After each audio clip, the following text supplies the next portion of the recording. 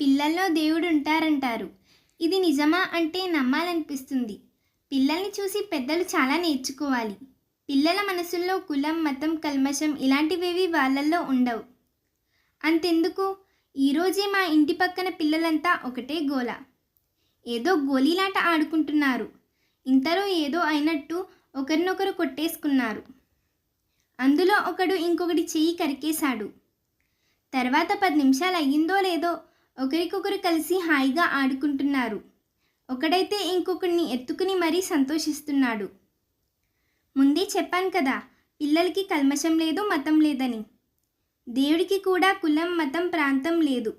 అందరినీ సమానంగా చూస్తున్నాడు. చాలామంది మీ దేవుడు గొప్ప, మా దేవుడు గొప్ప అంటూ రకరకాల వాదనలు చేస్తున్నారు.